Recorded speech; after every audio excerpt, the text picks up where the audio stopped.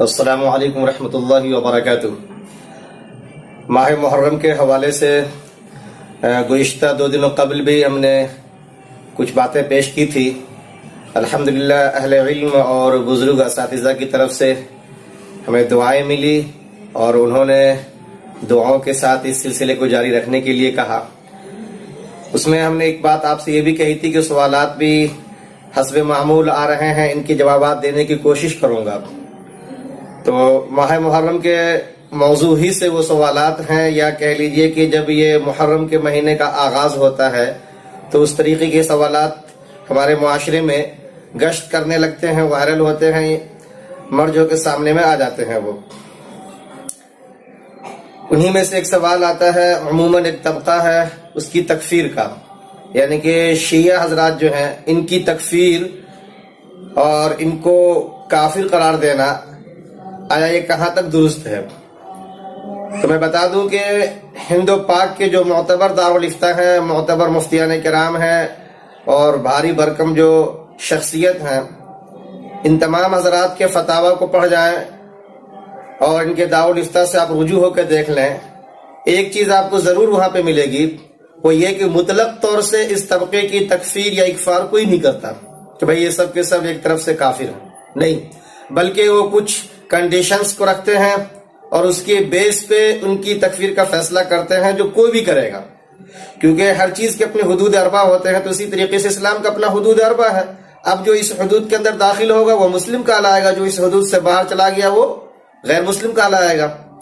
اس میں کسی کو قرار دینے کی ضرورت نہیں ہے، بلکہ اس کے اندر داخل ہونے والا اور اس سے نکلنے والا اصول کی روشنی میں کون ہے وہ آپ بھی دیکھ کر کے فیصلہ کر سکتے ہیں۔ تو اسلام کے اندر قرآن کریم کی بڑی اہمیت ہے، نبی صلی اللہ علیہ وسلم کا بڑا کردار ہے، اسی طریقے سے نبی کے خانوادے کا بڑا کردار ہے، کیونکہ ان کے واسطے سے قرآن و حدیث کی شکل میں دین جو ہے آگے منتقل ہوا ہے اور لوگوں تک پہنچا ہے۔ تو اب جو ان سب چیزوں کے اوپر وشواس کرے گا، فیض کرے گا، یقین رکھے گا، یقینی بات ہے وہ سب کے سب مسلمان کہلائیں گے۔ اور جو ان کا انکاری ہوگا، مثلا قرآن میں تحریف کا قائل ہو، حضرت جبرائیل کو یہ کہے کہ ان سے غلطی ہو گئی، جہاں لے کر آنا چاہیے تھا قرآن کریم کو وہاں لے کر نہیں آئے، حضور کے گھر والی حضرت عائشہ رضی اللہ تعالی عنہ جن سے دین کا اچھا خاصا حصہ اور سرمایہ آگے منتقل ہوا، ان کے اوپر الزام رکھے، تہمت دھرے، حضرت علی ان کو نبی یا معبود کا درجہ دے دے، تو ظاہر سی بات ہے جن کا عقیدہ اس طریقے کا ہوگا وہ آٹومیٹکلی خود بخود اپنے اس عقیدے کی روشنی اور آئینے میں کافر قرار پائیں گے، کسی کو کافر قرار دینے کی ضرورت نہیں ہے۔ تو علماء یہ کہتے ہیں کہ جن کا یہ عقیدہ ہے وہ کفر کے دائرے میں آتے ہیں، خواہ کوئی بھی، اس کا نام آپ شیعہ رکھ دے، سنی رکھ دے، کوئی بھی ہو، جو اس طریقے کے عقیدے کا قائل ہوگا، اس کو مانتا ہوگا، فیض کرتا ہوگا، وشواس کرتا ہوگا، وہ کافر قرار پائے گا۔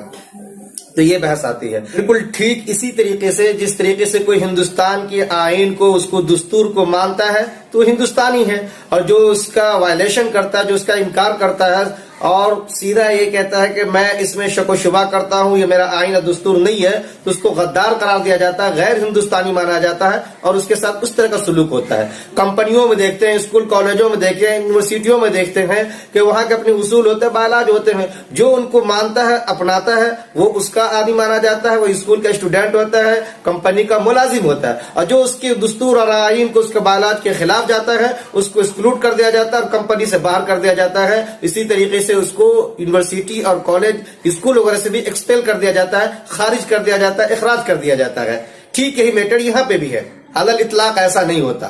کہ سب کو ایک ساتھ ہم کافر قرار دیں۔ اس چیز کو آپ اچھی طریقے سے ذہن میں بٹھا لیں جنہوں نے یہ سوال پیش کیا تھا۔ ہاں، گمراہی کی باتیں آ سکتی ہیں، ان کے اور جو الگ الگ عقائد ہیں اس کے بیس پہ ان کو کیا کہا جائے وہ باتیں ہوں گی، لیکن کافر قرار ان کو نہیں دیا جا سکتا، کیونکہ فتویٰ بھی ہمیشہ ظاہر پہ لگا کرتا ہے۔ ظاہر اگر کوئی ایسا پیش کرتا ہے کہ نہیں میں تو ان سب چیزوں پہ یقین رکھتا ہوں، بھلے اندر کچھ بھی ہو اس کا، آپ اس کو تقیہ کہیں تو کچھ بھی کہیں، لیکن ظاہری طور پہ جو اپنے آپ کو پیش کرے گا اس کے مطابق آپ کافر قرار نہیں دے سکتے ان کو۔ دوسری چیز، ایک ساتھی ہیں وہ پوچھ رہے ہیں کہ کیا ہم لوگ کالج میں رہتے ہیں، کبھی فنکشن وغیرہ کے اندر ایک دوسرے گھر میں جاتے ہیں، وہاں پہ وہ لوگ کھانا بھی پیش کر دیتے، تو ہمارے شیعہ برادرز بھی ہوتے ہیں، کیا ان کا پیش کیا ہوا کھانا ہم کھا سکتے ہیں؟ تو میں آپ کو بتا دوں کہ پتہ نہیں یہ بات کہاں سے چل پڑی، یا ہو سکتا ہے کسی کے تجربے میں آیا ہو، انہوں نے کہا ہو اور ایک پرسنل میٹر ایک عموم کی شکل اختیار کر گیا ہو کہ یہ لوگ تھوک دیتے ہیں، اس میں نجاست ڈال دیتے ہیں، غلاظت ڈال دیتے ہیں، پھر پیش کرتے ہیں۔ میں جہاں تک سمجھتا ہوں کہ کوئی بھی مہذب انسان، مثقف انسان اپنے مہمان کے ساتھ ایسا برتاؤ نہیں کرے گا کہ کوئی گندگی، غلاظت یا نجاست ڈال کر کے تب کسی کو پیش کرے، اور اگر کوئی پیش کرتا ہے تو ظاہر سی بات ہے کہ آپ کیوں کھائیں گے اس کو۔ اور یہ پیش کرنے والا، میں نے پہلے کہا کہ کوئی خاص طبقہ ویسا نہیں، کوئی ضروری نہیں کہ شیعہ یہ کرے، بلکہ جو کوئی بھی آپ کے ساتھ ایسا کرتا ہے کہ گندگی اور نجاست آپ کو پیش کرتا ہے، ظاہر سی بات آپ اس سے بچے، خواہ پیش کرنے والا کوئی بھی ہو۔ اور نہیں آپ کو لگتا ہے کہ بظاہر ٹھیک ٹھاک ہے، وہ خود ہمارے ساتھ اس میں شریک ہو رہا، پارٹیسپیٹ ہو رہا، دسترخوان پہ بیٹھ رہا، وہ بھی کھا رہا ہے، تو آپ بھی اس کے ساتھ بیٹھ کے کھائیں گے۔ اس کو ایشو بنا لینا اور میرے خیال سے اس پہ فتویٰ وغیرہ کا سلسلہ جاری کرنا یہ درست نہیں ہوگا، بلکہ نفس مسئلہ کو سمجھے کہ اگر ایسی غلاظت اور نجاست والی بات واقعی آتی ہے تو خواہ کسی کی طرف سے بھی آئے آپ اس سے گریز کریں گے، اور نہیں اگر ایسی کوئی بات نہیں ہے تو پھر